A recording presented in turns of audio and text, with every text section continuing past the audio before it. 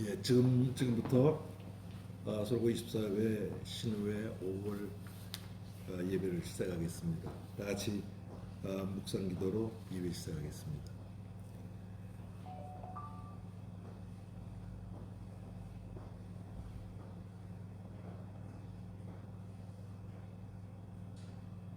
하나님은 영이시니 예배하는 자가 영과 진리로 예배할지니라. 아멘. 다 같이 사도신경으로 신앙 고백하시겠습니다. 전능하사 천지를 만드신 하나님 아버지를 내가 믿사오며 그 외아들 우리 주 예수 그리스도를 믿사오니 이는 성령으로 잉태하사 동정녀 마리아에게서 나시고 본디오 빌라도에게 고난을 받으사 십자가에 못 박혀 죽으시고 장사한 지 사흘 만에 죽은 자 가운데서 다시 살아나시며 하늘에 오르사 전능하신 하나님 우편에 앉아 계시다가 저자로서 산 자와 죽은 자를 심판하러 오시리라. 성령을 믿사오며 거룩한 공예와 성도가 서로 교통하는 것과 죄를 사하여 주신 것과 몸이 다시 사는 것과 영원히 사는 것을 믿사옵나이다. 아멘. 우리를 대표해서 오성진 신부 기도 인도해 주시겠습니다.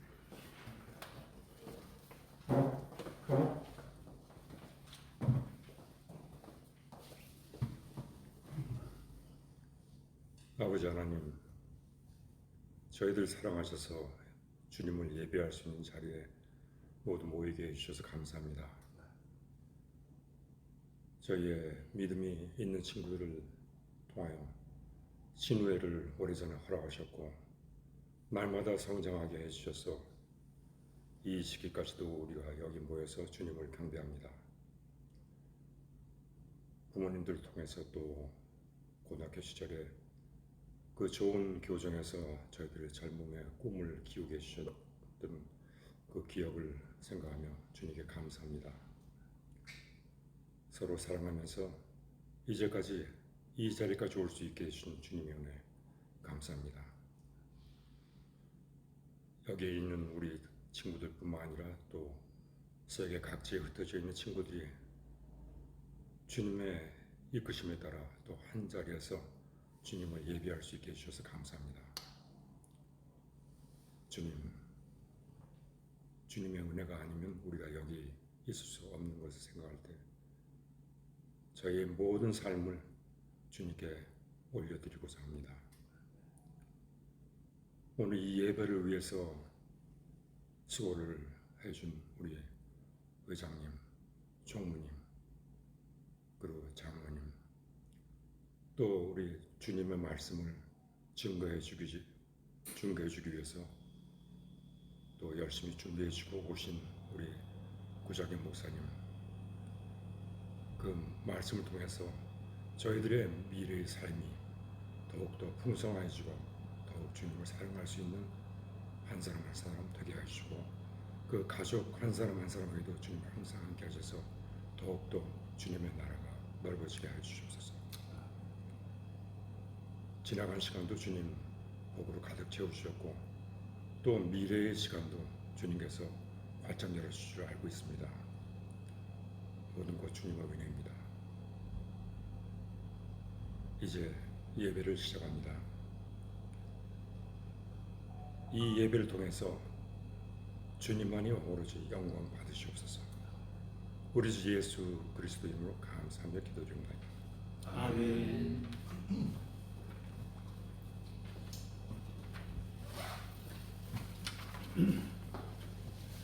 예, 다 같이 찬송가 44장 함께 찬송하시겠습니다.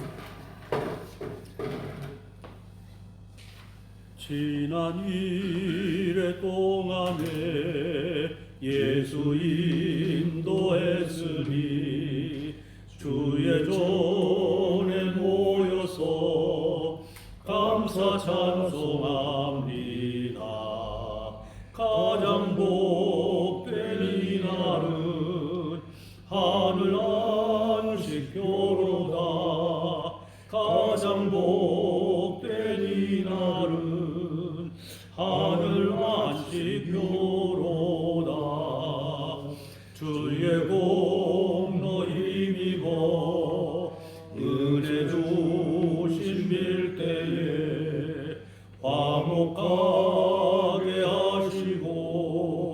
죄를 벗겨주소서. 세상 걱정 버리고 은혜 받게 하소서. 세상 걱정 버리고 은혜 받게 하소서. 하나님의 이름을 찬송하러 왔으니 모임 중에 계시고 영광 나타내소서. 기쁜 하늘 잔치에 참여하게 하소서. 기쁜 하늘 잔치에 참여하게 하소서. 주의 기쁜 복음을 모두 듣게 하시고 주의 은혜 베풀어 위로하여 주소서. 주님 오실 때까지 일할 지키리로다. 주님 오실 때까지 일할 지키시로다.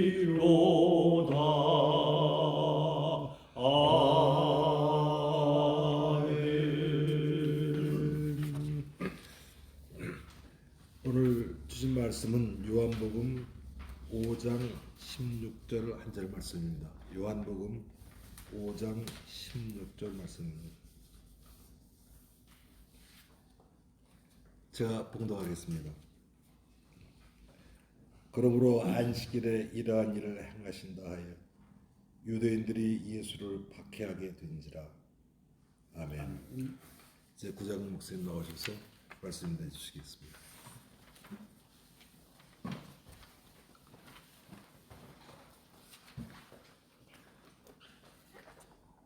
국내외에 계신 우리 동기 여러분, 지난 시간도 함께 은혜 가운데 잘 지내셨는지 모르겠습니다.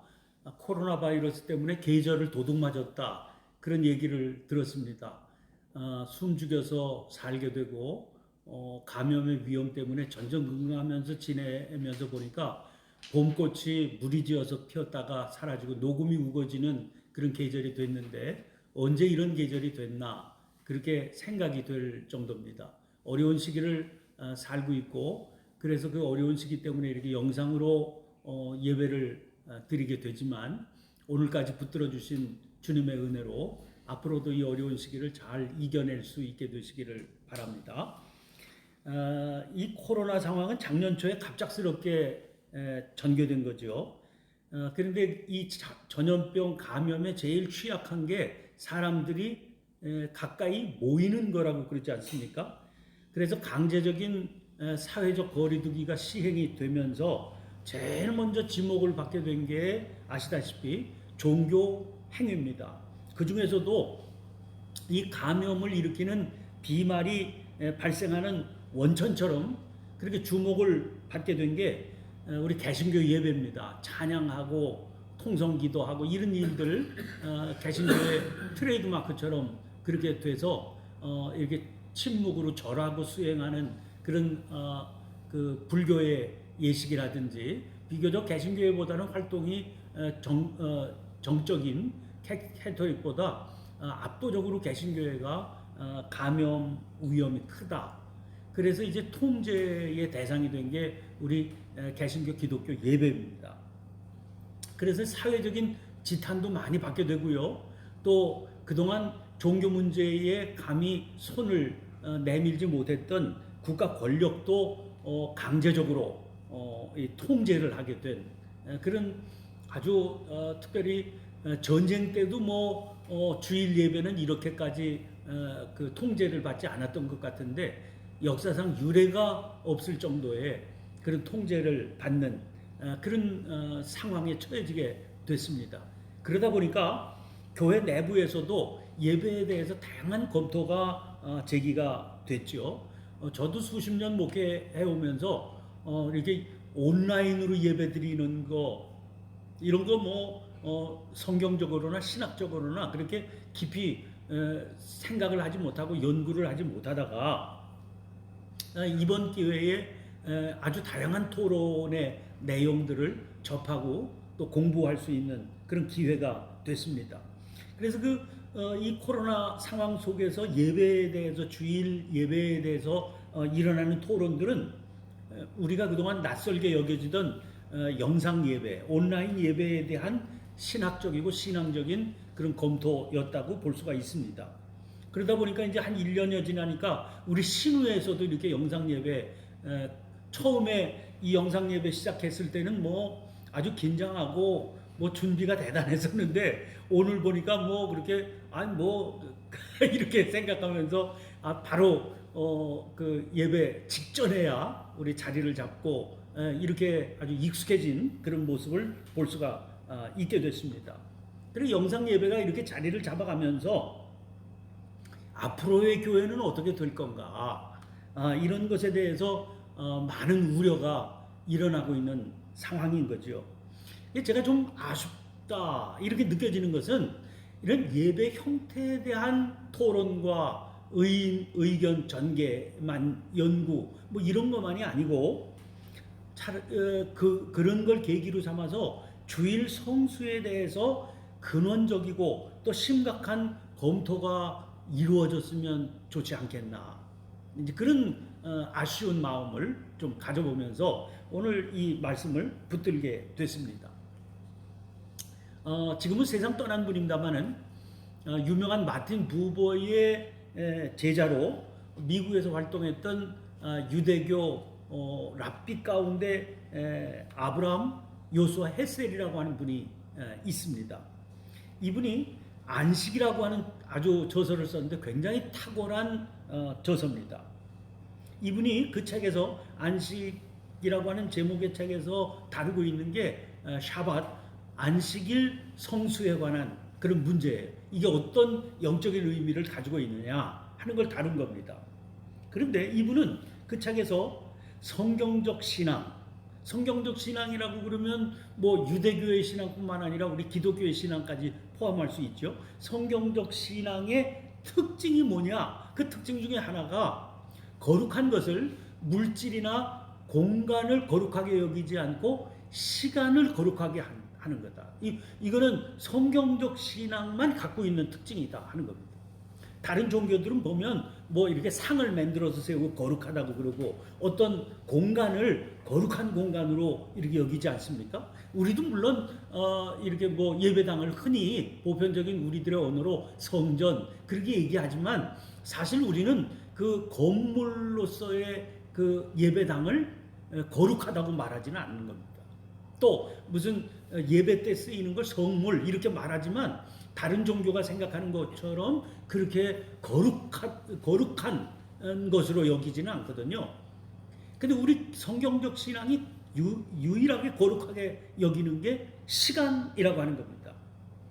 그래서 성경적 신앙은 시간의 지성소를 믿는 신앙이다 하는 거예요. 그 시간의 지성소가 바로 안식일이다 하는 거죠. 자, 안식일은 거룩한 시간, 구별된 시간입니다. 그래서 이 안식일을 거룩하게 지키는 것을 통해서 다른 시간들도 거룩하게 되고 다른 시간이 거룩하게 되면서 삶이 거룩하게 되는 겁니다. 안식일은 하나님의 말씀이 오는 날이라고 그랬어요. 하나님의 영이 임하는 날이라고 그랬습니다. 그래서 안식일은 인간의 일들, 예를 들면 분노나 시기나 질투, 교만, 욕심, 경쟁, 근심, 걱정, 슬픔 이런 것들을 다 멈추고 하나님께서 우리들의 영혼을 살리시는 일을 하는 날이다. 그런 시간이다 하는 거예요. 그래서 안식일은 인간의 일을 쉬는 날이요 하나님께서 일하시는 날이다 하는 겁니다. 자, 여러분 창세기 말씀을 보면은요 이제 천지 창조한 말씀이 처음에 실려 있잖아요. 하나님께서 천지를 창조하시면서 6일 동안 천지를 창조하셨죠. 그러면서 그 매일마다 뭐라고 그러셨는 거 아니? 지으신 모든 것이 하나님이 보시기에 좋았더라. 이렇게 말씀하고 있습니다. 그리고 6일 동안 세상 만물을 창조하신 하나님께서 제7일을 안식하십니다. 그리고 그 제7일은요, 다른 날들은 다 보시기에 좋았다 그래놓고 7일째는 뭐라고 하셨는가 하면 거룩하게 하셨다. 그래.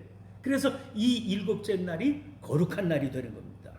이날 하나님께서는 안식하시고 쉼을 또 평화를 창조하신 겁니다. 그런데 재미있는 건 하나님은 6일 동안 일하시고 1회째 쉬신 거죠.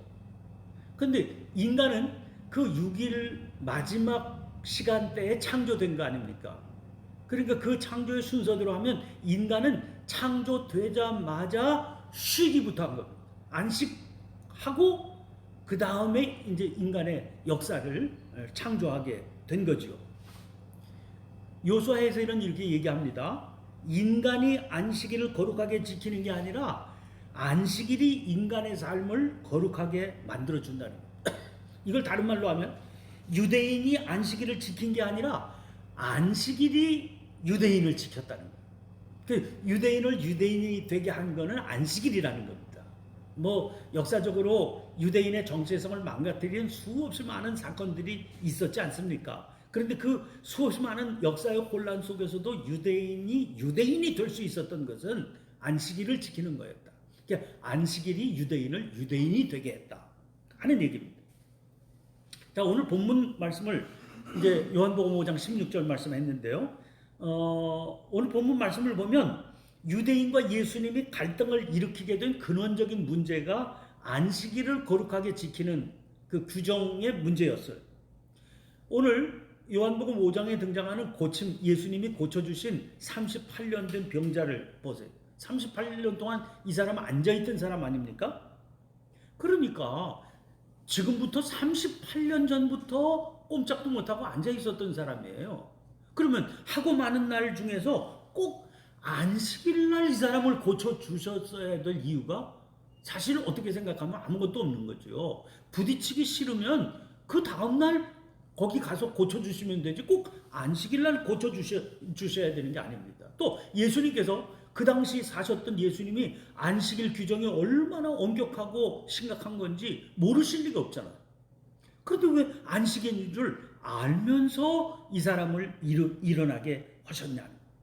그러니까 우리가 보면 이 상황을 보면 안식일에 이 사람을 일어나 걷게 한 것은 예수님의 고의성이 눈에 띄게 두드러지는 거죠. 예수님은 일부러 그날 하신 겁니다. 그래서 살펴보면 이번만 그러셨던 게 아니라서 문제가 되는 거죠. 9장 14절 보면 예수님께 요한복음 9장 14절입니다. 예수께서 진흙을 이겨 눈을 뜨게 하신 날은 안식일이라. 나면서부터 소경된 사람이 있었거든요. 그 사람을 이제 침을 발라서 진흙을 개어갖고 이제 눈에 발라주시면서 실로암 붓에 가서 씻어라. 이 사람이 예수님의 말씀대로 했다가 눈을 뜨게 됐거든요. 근데 그날 안식일 날 그 일을 행하셨다. 그런 얘기입니다. 아니 꼭 안식일 날 그러셨어야 될 이유가 없어요.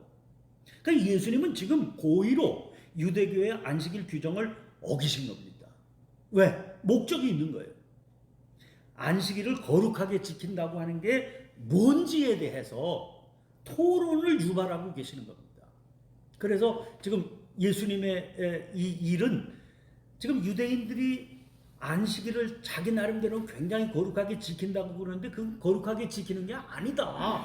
이 사실을 알려주셔서 하나님께서 원하시고 기뻐하시는 바른 안식일 성수의 모습을 회복시켜 주시려고 하는 거죠.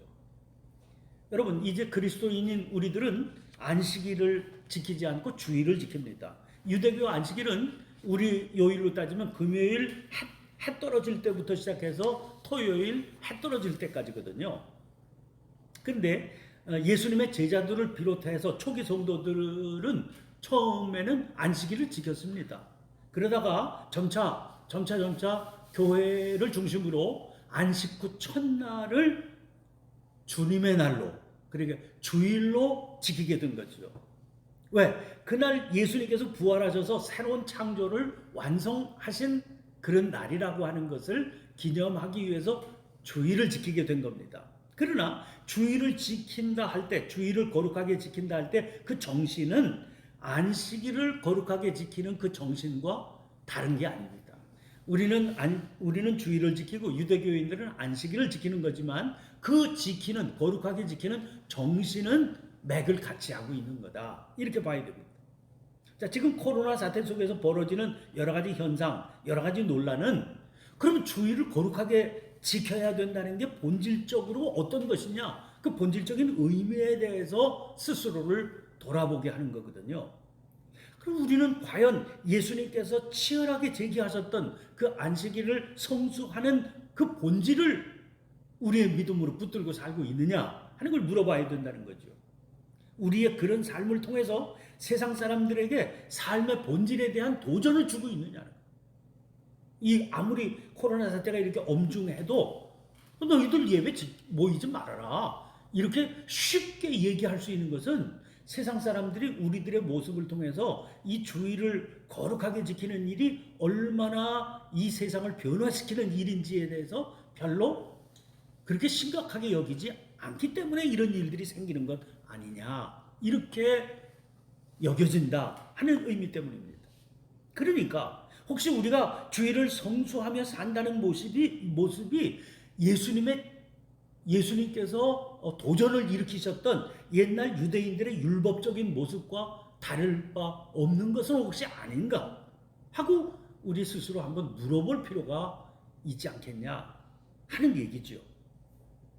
여러분, 일의 하루를 쉬어야 된다. 이것은 하나님의 계명에 들어있는, 그러니까 명령에 속하는 겁니다. 그러니까 이거는 우리가 생각해 보면은요, 우리 연배 사람들은 더더욱 그렇죠. 우리 한국에서 우리 연배에 해당되는 사람들이 주로 걸려 있는 증상, 잘 알지도 못하는 사이에 당연하게 여겨지면서 걸려 있는 현상이 일 중독 현상이 아닌가, 이렇게 생각이 돼요. 우리 연배 사람들에게는 쉰다, 이걸 좀 가볍게 여기거나 오히려 경계하는 경향이 있죠. 사람이 어떻게 쉬냐. 그래서 이제 은퇴, 우리 지금 주로 하던 일 손 놓고 쉬는 그런 연배가 됐습니다만은 은퇴한다, 이제 하던 일 다 정리한다 그럴 때 제일 걱정스러운 게 그래도 뭐라도 해야지 이런 문제 아니겠어요. 그건 참 좋은 경향이기는 하는데 우리 내면에 쉬는 것을 좀 죄악시하는 그런 문제가 있다는 거예요. 쉬기가 아깝다고 여깁니다. 또 혹은 당장 발등에 불이 떨어지는데 아니 어떻게 쉬냐, 살아있는 사람이 뭐라도 해서 먹고 살 생각을 해야지, 이렇게 반문을 하기도 하지 않습니까? 그런데 성경에서는 뭐라고 그러는 거 아니, 쉬라고 하는 것을 살인하지 말라 하는 것, 간음하지 말라 하는 것과 같은 레벨에서 명령하고 계신다니까요. 그게 성경의 증거 아닙니까? 이만큼 쉬는 건 신앙에 있어서 아주 중요한 차원이 된다는 거죠. 그래서 이건 우리가 마음대로 판단할 수 있는 게 아니라 믿음으로 결단해야 되는 거예요. 왜? 하나님의 명령이니까. 우리는 먼저 쉬고 그리고 일해야 된다. 자, 아까 말씀드렸죠. 하나님은 엿새 일하시고 그 마지막 7일째 쉬셨어요. 근데 인간은 창조되자마자 쉬고 그리고 일합니다. 달력도 보세요. 달력도 보면 주일날이 뻘겋게 맨 앞에 나가 있잖아요. 그리고 월, 화, 수, 목, 금, 토 이렇게 돼 있어요. 그러니까 우리 인간의 창조적인 그 원리가 뭐냐면 먼저 쉬어야 되는 거예요. 주님 안에서 먼저 쉬고 그리고 쉴 때 월, 화, 수, 목, 금, 토 일하는 게 의미가 있어진다 하는 얘기. 이게 신앙의 가르침이에요. 성경의 증언이 바로 그 성경이 증언하고 있는 창조의 원리가 바로 그겁니다. 우리는 만들어지기를 하나님 안에서 쉰 후에 일해야 됩니다. 그래야 정상적인 인간의 삶이 된다는 거예요. 그러면 하나님 안에 쉰다는 건 뭡니까? 시간의 주인이신 하나님께 내 삶을 맡기는 거예요. 그리고 그분의 질서에 따라서 그분의 인도하심을 구하며 살아가야 된다는 거예요. 일도요. 자기가 판단하고 자기가 생각하는 대로 일해서는 안 되고 하나님 품에 먼저 안겨서, 그래서 하나님께서 일깨워 주시는 그분의 뜻을 잘 마음에 새기고 그 뜻에 합당하게 일해야 그게 진짜 일하는 거다 하는 거예요. 그래야 우리의 삶은 정상적인 삶이 된다 하는 겁니다. 이제 제 아들아이가 독일에서 금융 컨설턴트로 그렇게 일을 하고 있거든요. 한번 제가 이제 그 아이네 집에 갔다가 그 아이하고 걔가 하는 일에 대해서 이런저런 얘기를 두런두런 나눈 적이 있습니다. 그 아이가 이런 얘기를 해요. 자기가 금융 컨설턴트로 일을 하는데 거기 일하는 그 분야 자체가 예를 들면 주식 시장이라든지 선물 시장 이런 데서 일하는 펀드 매니저들 뭐 이런 사람들 컨설팅하고 이제 그러는 일을 한단 말이죠.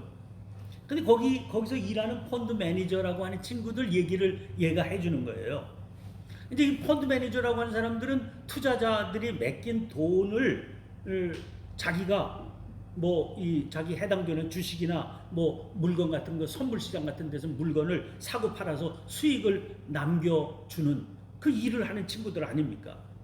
이게 뭐 스트레스가 얼마나 과도하겠어요. 또 업무 부하가 너무 커서 이거 나이 들어서는 절대 못하는, 머리가 굳어지면 안 되니까 그저 30대 중반 정도 되면 이미 그 세계에서는 퇴물이 되는 이제 그런 일이라는 겁니다. 근데 자기가 뭐 한국은 뭐 아니겠지요. 이 독일 같은 유럽 시장에서 이렇게 그 친구들을 좀 사귀며 보니까 약물 중독자가 많다는 거예요. 왜? 쉬지 못하기 때문에. 이 사람들은 자기가 지닌 경험, 지식, 감각에 따라서 사고 파는 이게 타이밍이 중요한 거 아닙니까?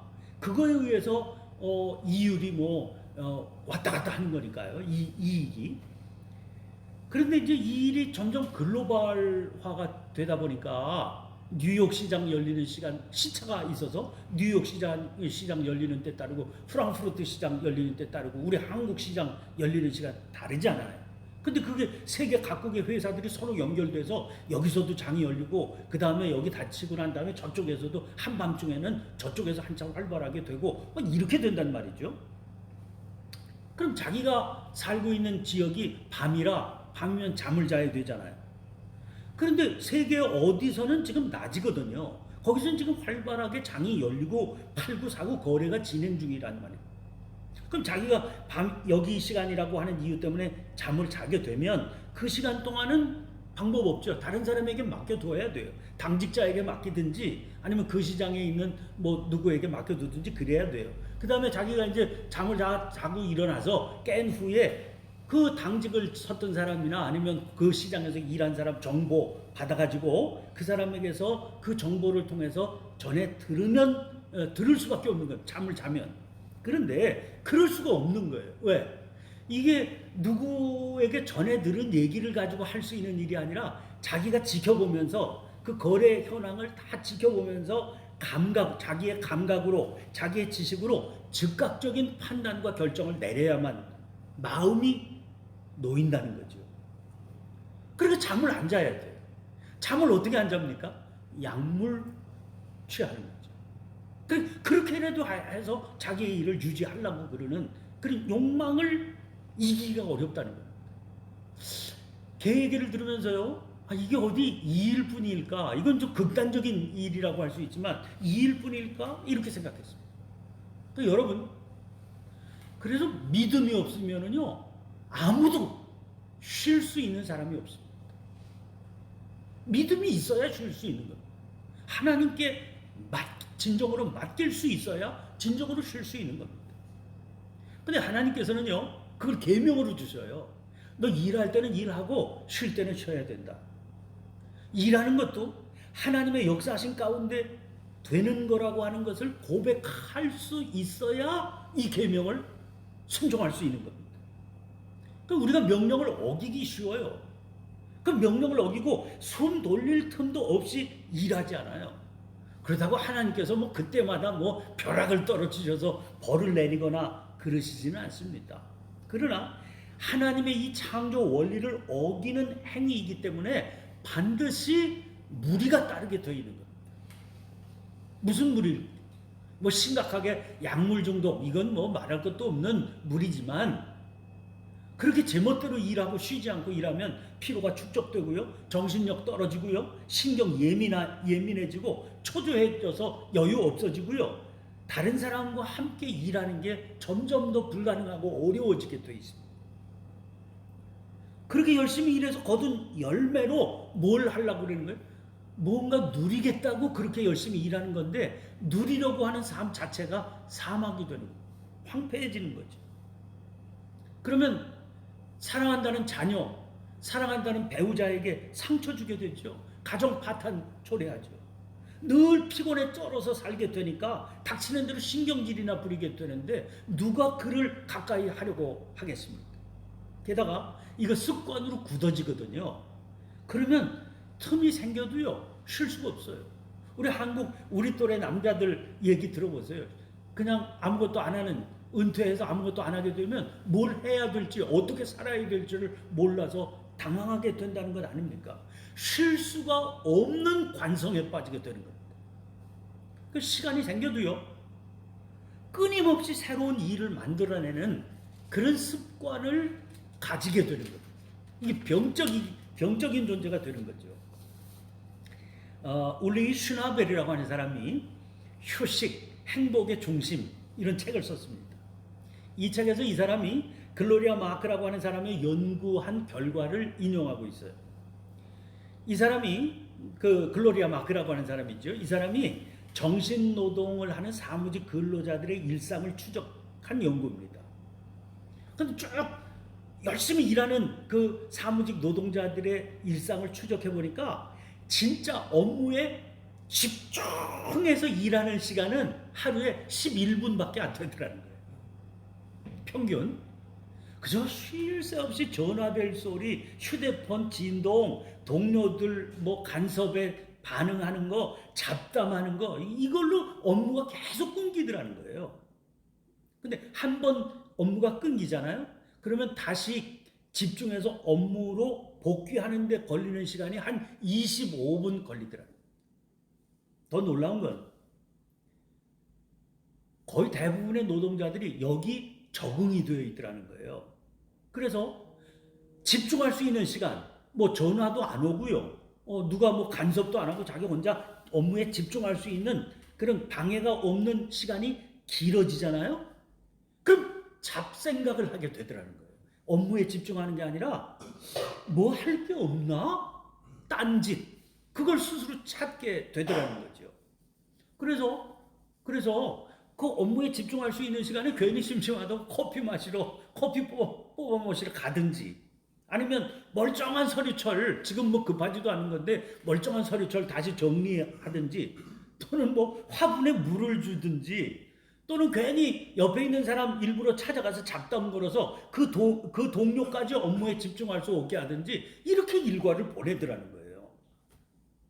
이 습관이요, 주말까지 연장되더라는 겁니다. 그래서 온전한 쉼을 누리지 못하고 뭐 좀 신나는 거 없나? 자극적인 거 없나? 계속 주변을 두리번거리더라는 겁니다. 어때요? 우리들의 삶하고 뭐 좀 다른 것 같습니까? 저는 이 얘기를 들으면서요, 야, 나도 정말 비슷한 증상이 굉장히 심각하게 내 안에 있구나 하는 걸 느꼈거든요. 여러분들 어떠신지 모르겠어요. 여러분, 우리 시대에, 이런 시대거든요.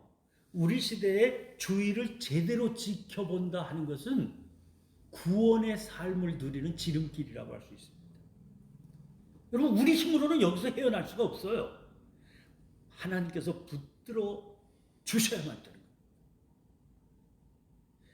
그러니까 주의를 지킨다고 하는 것은 그 일을 믿음으로 고백하게 된다는 겁니다.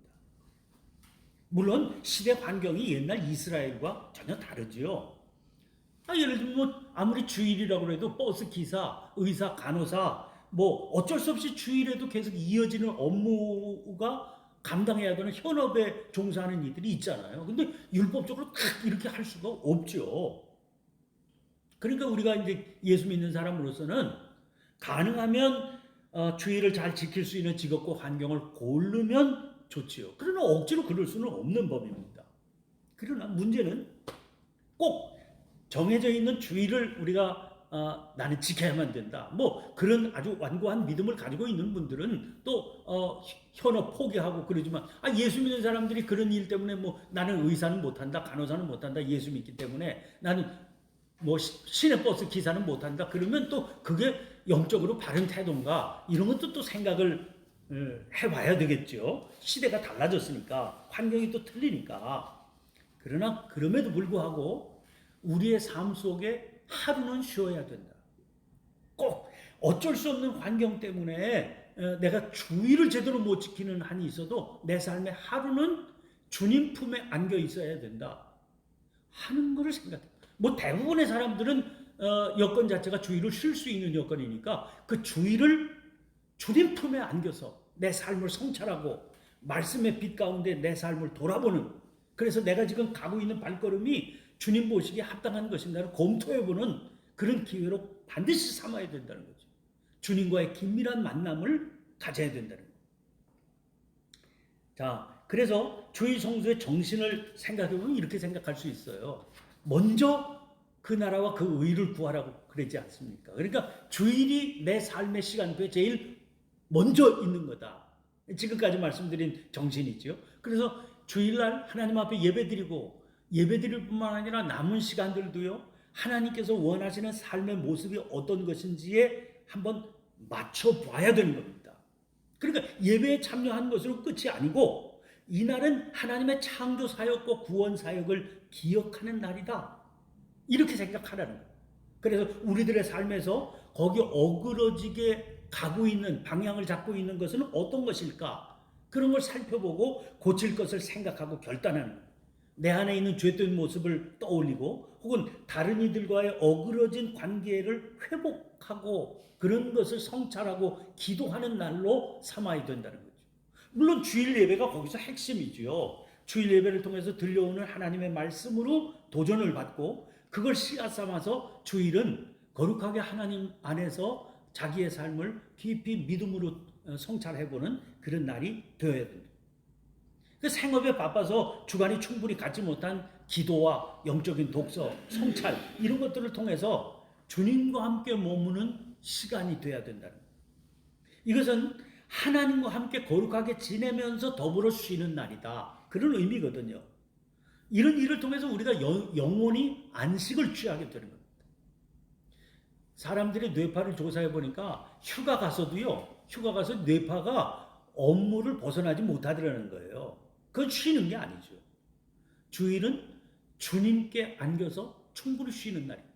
뭐 하려고? 월화수목금, 요새는 토요일도 휴무니까 월화수목금 제대로 일하려고.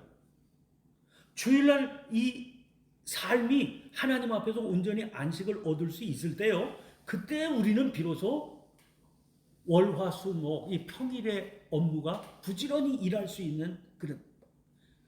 그러니까 예수 믿는 사람이 다른 날도 놀고 주일이니까 또 놀고 그렇게 해서는 안 되는 거죠. 그건 합당한 주일 준수라고 할 수가 없습니다. 하나님께서도 엿새 동안 창조 사업을 열심히 하시고 쉬시지 않았습니까?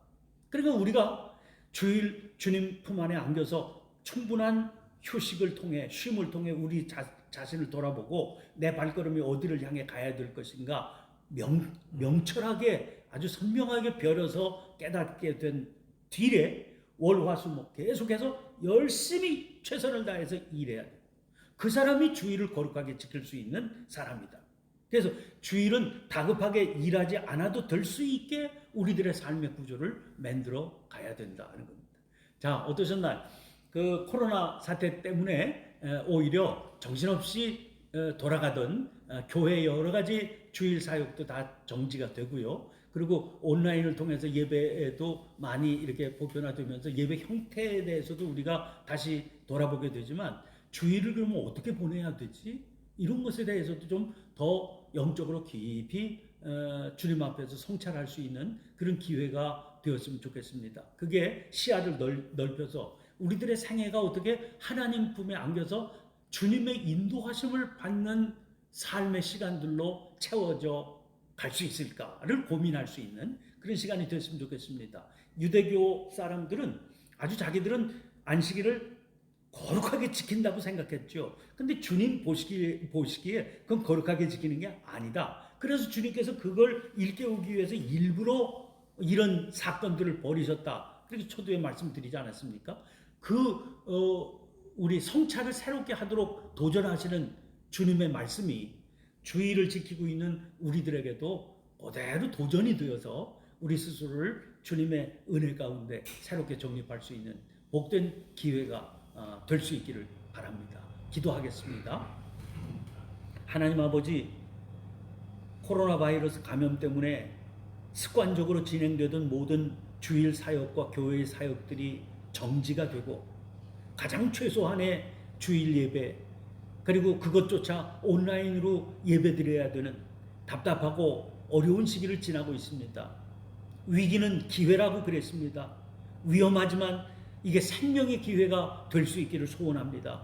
저희들 스스로의 분주함을 잠시 접어두고 진정으로 주의를 거룩하게 지키는 일은 어떤 것일까를 말씀을 통해서 씨름하며 새로운 지평이 열려지는 은혜가 있게 하여 주옵소서. 답답한 영적인 삶에 대해 도전과 경각을 일깨우시는 주님의 말씀의 비밀을 이 주일 성수의 문제에 있어서도 저희들이 또 깨달을 수 있는 그런 은혜를 공급해 주시기를 소원하고 기도합니다. 그래서 이 코로나 감염의 위협 가운데 있는 이 시기를 지나면서 저희들이 정금 같은 믿음으로 저희들의 신앙적인 삶의 시간들을 거룩하게 가꿔가는 복된 기회가 되게 해 주시옵소서. 예수님 이름으로 기도하옵나이다. 아멘. 아멘.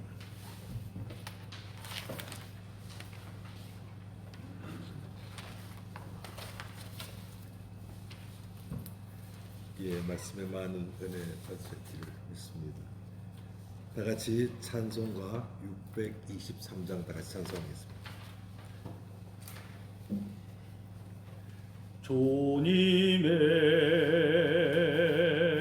시간에 아름답게 모든 것 변하리. 주님 나의 갈 길을 인도하여 주시니 주의 뜻을 따라서 살리라. 주님의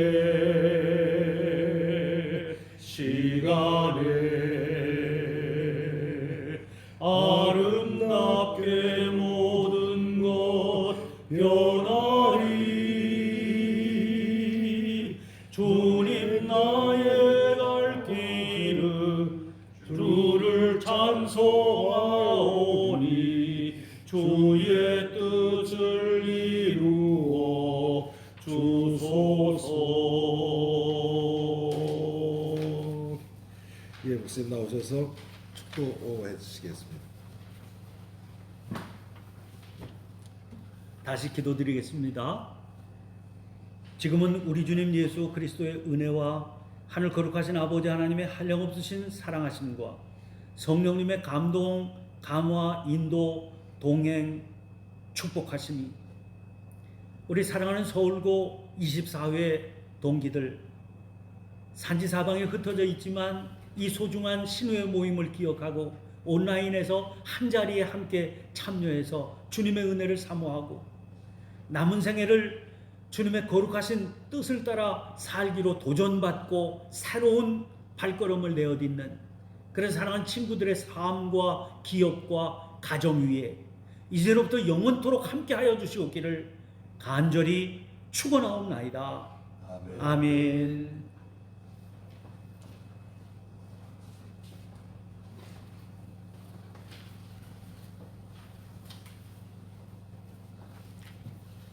안녕하셨습니까?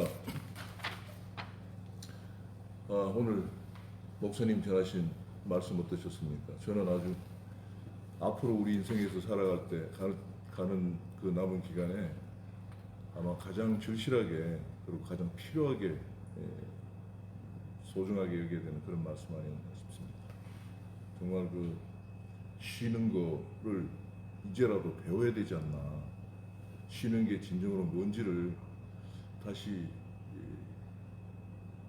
생각을 해봐야 되지 않나 그런 생각이 들었습니다. 벌써 5월 중순입니다.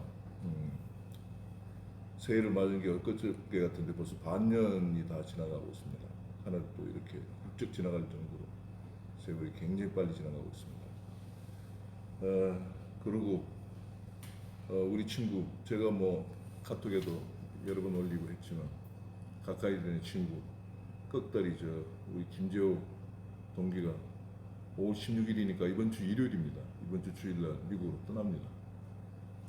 뭐 섭섭한 마음이야 이런 말할 수 없습니다만 부디 가서도 가족들이 건강하게 잘 지내길 바라겠습니다.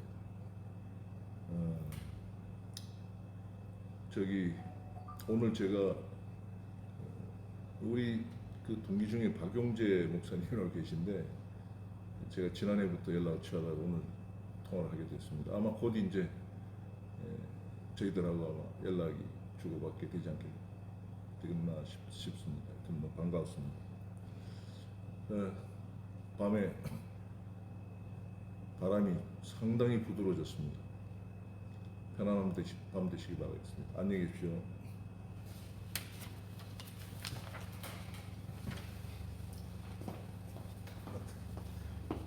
어디가 아니 어떻게 끌다 잡고 어디서